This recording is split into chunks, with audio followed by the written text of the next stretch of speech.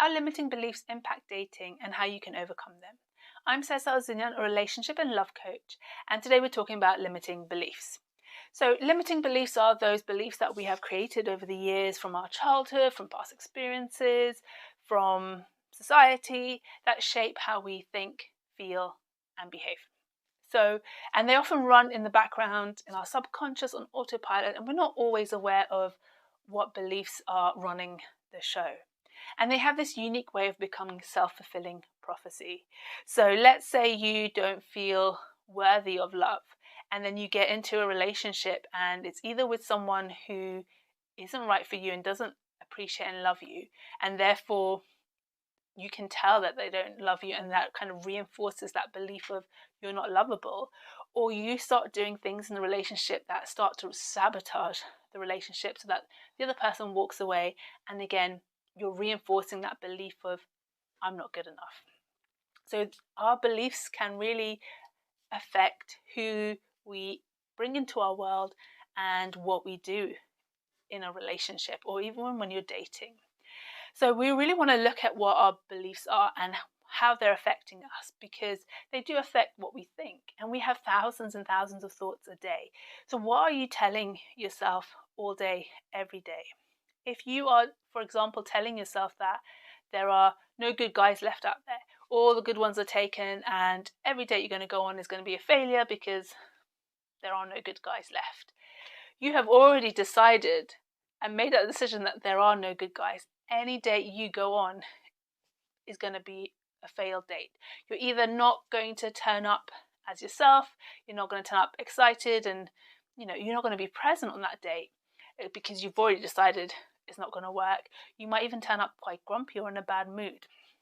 So already you're sabotaging that date, and it was never going to become a relationship. Or maybe because you have that belief, you only go on dates with people who aren't good. And then again, that's kind of that self-fulfilling prophecy of reinforcing that belief that there are no good guys left. So really important to identify what your beliefs are. And you might have limiting beliefs that come out of fear. So maybe you have a fear that is taking control, and it's affecting how you think and feel and what you do. So for example, if you have the fear of rejection, you may not believe that there is someone worthy out there for you. You may believe all relationships end in rejection. You may behave in a way that only attracts people who will reject you. Or maybe you will attract someone who never wants anything serious, and therefore you can't really get hurt, and it's like a protective barrier. So that fear of being rejected isn't becoming a reality. Although in some ways it is, because you're getting rejected because they don't want anything serious. Again, that self-fulfilling prophecy. So we want to also identify what fears are beneath these limiting beliefs.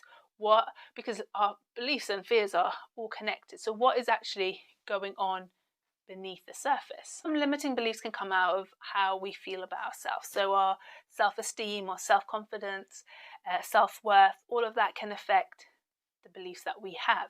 If you don't think you are worthy of a good relationship, then that is going to affect how you feel and behave on a date. And again, you're probably going to attract someone who isn't going to feel that you're worthy, and maybe not treat you right. Or you might attract someone who is amazing, but because you have this belief of not being worthy, and it's affecting your self-esteem and your self-confidence and your self-worth, you might start sabotaging the relationship. So like I had a client who would be very hot and cold with her boyfriend because deep down she didn't believe she was worthy of his love. And that can be really confusing for the other person. And that will come out when you're dating. You may not see someone amazing in front of you because deep down you believe you don't deserve a good person. Your beliefs can really affect your mindset. If you have a lot of limiting beliefs and you let them take over, you may live your life in a very negative mindset, or looking at all the things that are lacking in your world. And that will affect dating, because you will be looking at the fact that you've not got a partner yet, or maybe you're looking at only the bad choices out there, because dating, especially online dating, can be quite overwhelming. It can be full of people who aren't right for you, but there are also all the good people who do want the same things as you. So it's about shifting that mindset, so you're not looking at all the things that are lacking from your life. You're not looking at all the negatives. You're shifting to look at the positives, looking at the opportunities, looking at what is possible. Because what you're looking out at and what you're focusing on is what you're going to attract more of. So if you are stuck in this negative, lacking place, then that's all you're going to see in the people you go on dates with, on online profiles, on just the people around you. But when you shift and look at the positives and the opportunities and the possibilities, it changes your focus. It changes what you notice. It changes who you attract on a date. It changes how you approached your dating and being on a date. So we want to really shift from this lack and negative to this positive and growth mindset, because it's going to make all the difference, and it's going to change how you feel.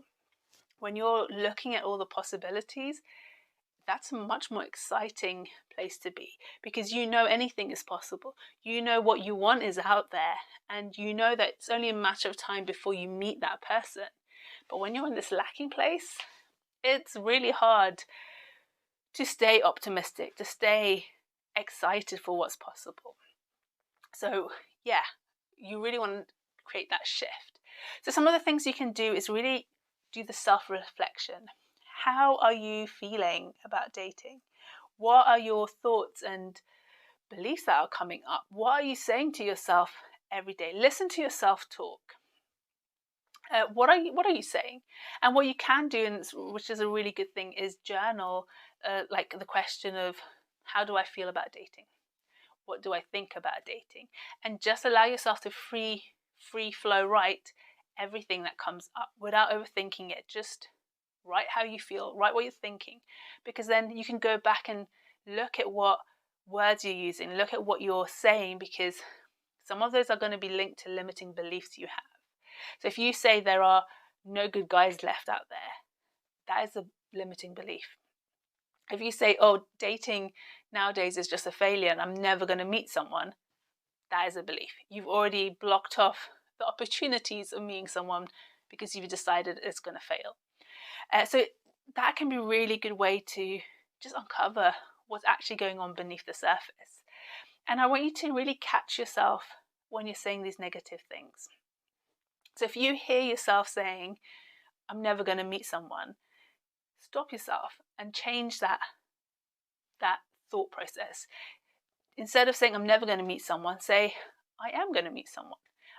The person that I am wanting to meet one day is out there, and it's only a matter of time before I meet them. Change it from that negative to a positive, because after all, beliefs are just thoughts that we've said over and over and over and over again until they become this really strong belief. So switch what you're thinking, and that will affect how you feel as well. And over time, that's going to change how you approach dating. It's going to change who you're attracting. It's going to change who you're noticing on a dating app. Another really good way is working with someone. So for instance, like me, a coach, you can work with me so we can together delve in deep into your limiting beliefs, into the fears behind them, into the thoughts that you're saying, the emotions you're holding on to, and really start letting go of those beliefs so that you can break that pattern of having that belief and it running the show. And instead, we can put something much more positive in place. Because when you change that limiting belief to a positive belief, then you're going to have more positive thoughts, more positive emotions, and more positive outcomes and actions and behaviors.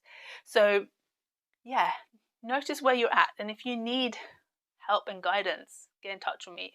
I've got a 5-week course which looks at all your limiting beliefs and thoughts and emotions to do with dating, as well as looking at standards and boundaries and your self-love, so looking at that self-esteem piece, looking at your past relationships, and looking at what you actually want, so that you can really delve in deep and clear those limiting beliefs so they're not taking over. They're not running the show.